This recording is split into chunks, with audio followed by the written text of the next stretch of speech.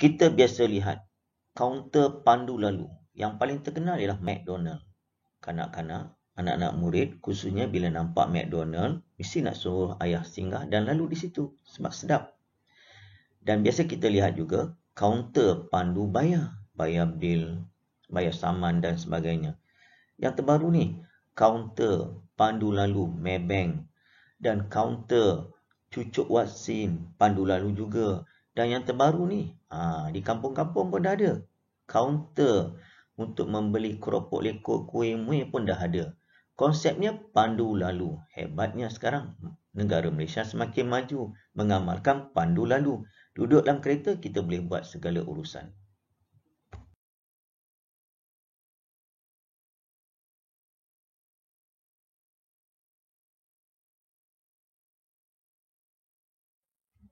Objektif yang ingin dicapai pada hari ini ada dua. Yang pertama, anak-anak murid dapat menggunakan penjodoh bilangan dengan betul.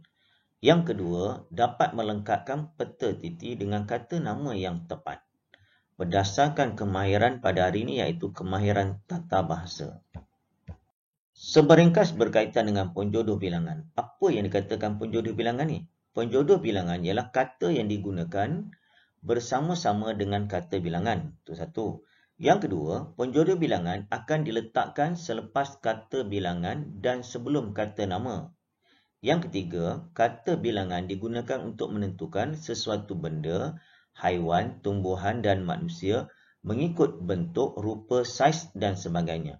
Itu maklumat seberingkas berkaitan maksud penjodoh bilangan. Kita akan lebih jelas apabila kita belajar dalam buku teks pada hari ini. Yang pertama, penjodoh bilangan yang ada kaitan dengan buah, sebuah rumah, sebuah kereta, sebuah basikal, sebuah meja, sebuah buku. Untuk memudahkan kamu, sebuah ni biasanya digunakan untuk benda yang besar dan jelas. Khususnya bangunan, sebuah rumah banglo. Ingat, benda yang besar ni kita akan panggil dia sebuah. Banyak lagi contoh lain sebuah ni. Manakala untuk sebiji ni pula, untuk benda-benda yang kecil dan halus. Contoh, rambutan. Sebiji rambutan, sebiji apple, sebiji bola, sebiji cawan. Beza dia, biji ni untuk benda-benda yang kecil. Kalau buah tadi untuk benda-benda yang besar.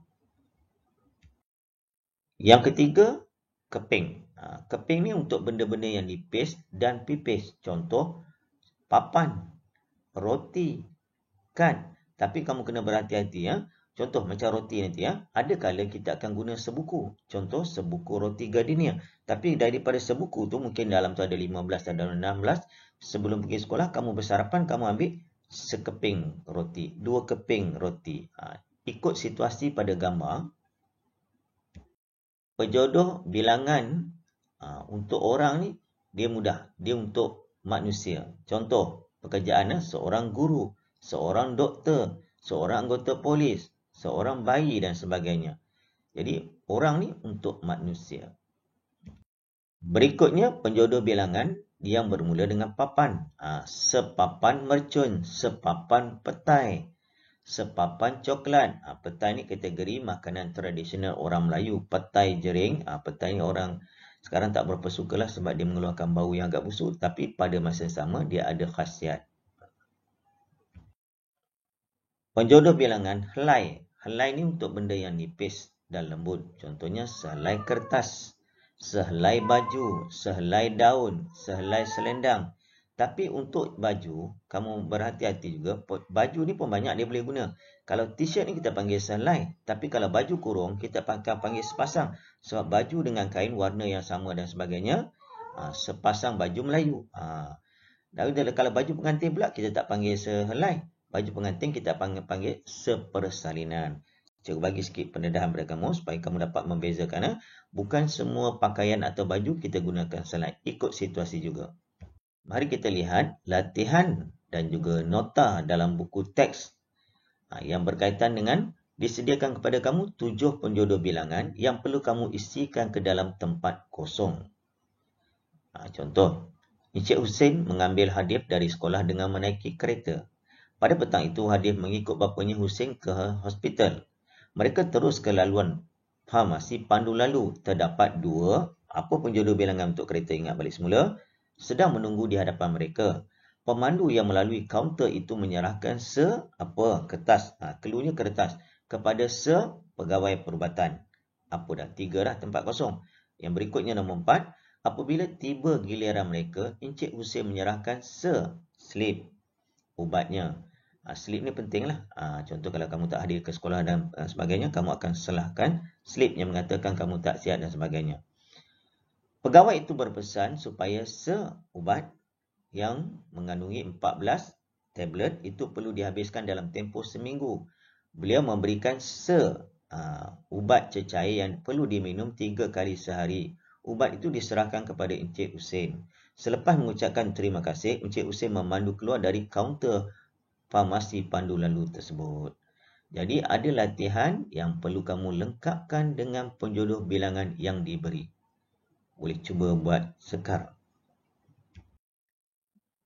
Mari kita bincang. Cikgu harap jawapan kamu pun telah siap. Okey, mari kita bincang. Cikgu cepat sikit lah. Sebab tadi cikgu dah baca dah. Okey, yang perlu kita nak isi ialah penjodoh bilangan. Kita tengok nombor 1. Pada petang itu, Hadiah mengikut bapanya, Encik Hussein, ke hospital. Mereka terus ke laluan farmasi pandu lalu. Terdapat 2. Bila nampak je kereta, kita gunakan penjodoh bilangannya. 2 buah kereta sedang menunggu di hadapan mereka. Pemandu yang melalui kaunter itu menyerahkan keluarnya kertas, sehelai kertas, kepada pegawai perubatan, termasuk doktor, jururawat, orang yang bertugas di hospital sebagai seorang, manusia, ingat orang. Apabila tiba giliran mereka, Encik Hussein menyerahkan slip, slip ni kertas, sehelai slip ubatnya.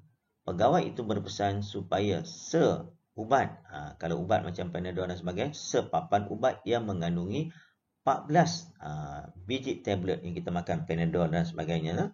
14 biji tablet itu perlu dihabiskan dalam tempoh seminggu. Beliau juga memberikan ubat cecair. Bila cecair dalam bentuk botol, sebotol ubat cecair yang perlu diminum 3 kali sehari.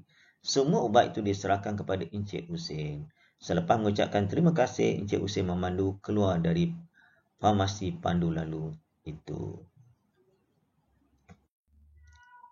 Latihan yang kedua, kamu kena lengkapkan atau titi berdasarkan penjodoh bilangan yang diberi dengan kata nama. Contoh, buah kereta.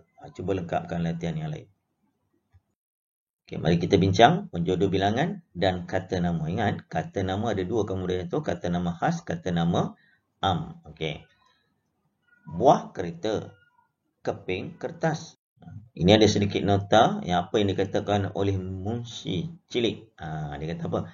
Penjodoh bilangan ialah kata nama yang menjadi pasangan kepada kata bilangan. Contoh, 2 buah rumah. Buah tu adalah dalam frasa di atas bermaksud penjodoh bilangan.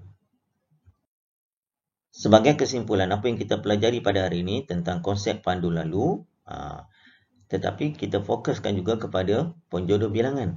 Jadi penjodoh bilangan ni, kamu kena banyak belajar dan kena buat latihan untuk mengenali dengan lebih dekat penggunaan penjodoh bilangan yang sesuai. Contoh, macam pisang. Pisang biasanya kita akan guna, ada 4 kita boleh guna.